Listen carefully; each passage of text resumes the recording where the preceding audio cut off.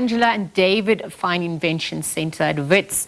And partners alike, they're sending out a call for visionary musicians across the continent to explore the intersection of African creativity and AI. The AI and African Music Project, it aims to build new features for AI in music, shaped by African sounds, language, and innovation. So it's collaborating with AI engineers, and that's to host a fully funded 4 to 6 months workshop, which will culminate in a showcase in April 2026. So for more, Professor Christo Doherty is acting chair at the Innovation Center and joins us for a little bit more. Prof. Christo, good morning and thanks for your time at the SAU on the SABC. Good morning. Prof, AI, African Music Project, these are lofty ideals, but obviously if we're looking at the generative AI models, recreating music, it sometimes disregards copyrighted works. And so in view of this, talk to us about what you see happening differently between creators and AI as we enter this new era. Okay, the real motivation behind this project is because we need to bring African music, African musicians into engagement with the AI technologies as they're evolving. And the problem we face from Africa is that these technologies are all being trained on non-African musics, largely northern musics, Western musics, and just like the way that African languages have been largely excluded from the existing models, African musics also have not been included. So this project is about bringing African music center stage into AI development. And it's obviously an important work that needs to be done. Even just looking at the works that have been, written about this, there's in fact a new paper by Charles Goldstuck who says that if copyright law does not evolve to accommodate these changes posed by AI, then the creative economy, human authorship, it's all going to be devalued. What is the scariest part about this prospect for creatives as we're speaking, given their livelihoods, given their income streams as well? You're right. A lot of creatives are very nervous about the implications of the AI revolution. But I think the important thing is to realize that it's happening regardless of how we feel about it, and that we need to give musicians, producers, composers, African musicians the opportunity to utilize these as tools to expand their creativity, to expand the possibilities for them. And so, Prof, on that note, speaking about that expansion, because everyone has to now coexist in this new ecosystem, talk to us then, or how then, AI platforms and the music industry can coexist without ending up in the courtrooms.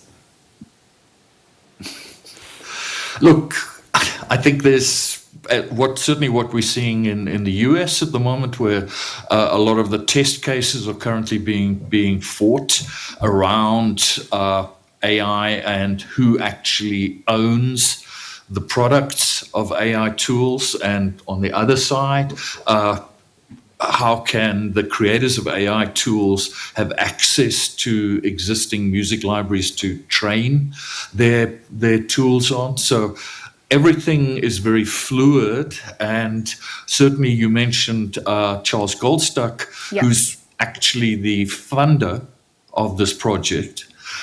So he's doing a lot of work around the implications of AI for music industries right now.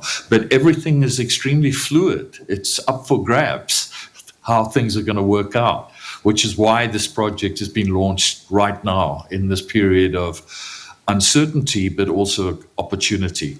And, Prof, to your point, yes, there are these challenges. There also are also opportunities. It can democratize the space. It can also help to bridge that tech divide that we're obviously also seeing. And so whilst we balance the pros and cons, looking at this program, who can apply? How do they apply? And if they're not based in Johannesburg, is it available online as well? What really goes into this process?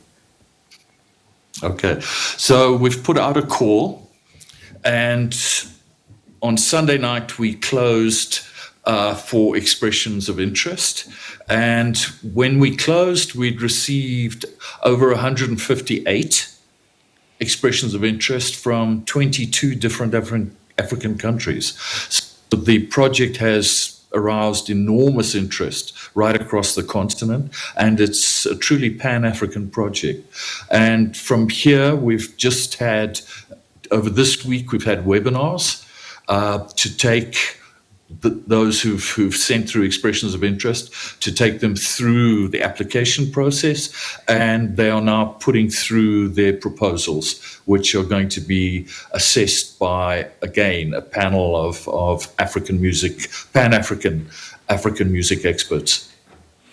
Because, Prof, we're obviously looking at royalties and copyright as well. And we're looking at who owns the rights to AI-generated sounds, particularly that obviously benchmarks or is rooted in African cultural music as well. What's emerging on that front? How do we also keep the conversations going to find out more as you continue to democratize the space a little bit further?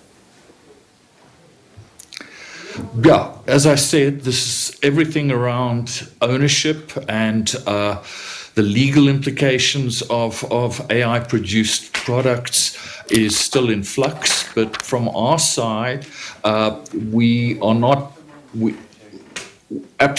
the ownership of anything that's produced by the musicians who are supported by this project remains with the musicians themselves.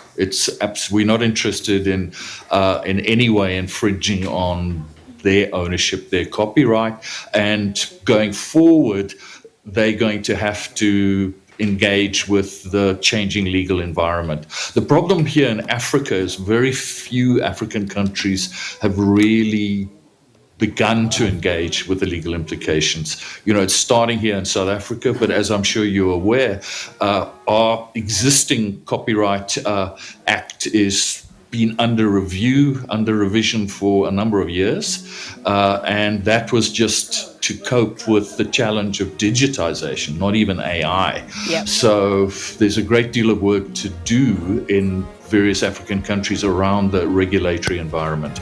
Well, Prof, the clock is ticking and obviously the work is being done. Thank you for your time at this hour and for weighing in. We're going to leave the conversation there. Professor Christo Doherty, Acting Chair at the Innovation Center at Wits, chatting through AI and the African Music Project. They're sending out that call, of course, for visionary musicians across the continent to seek better ways for creatives to work with AI. Again, thank you to Prof. Christo for weighing in. That's where we leave it. Thank you for tuning in. The show ends there.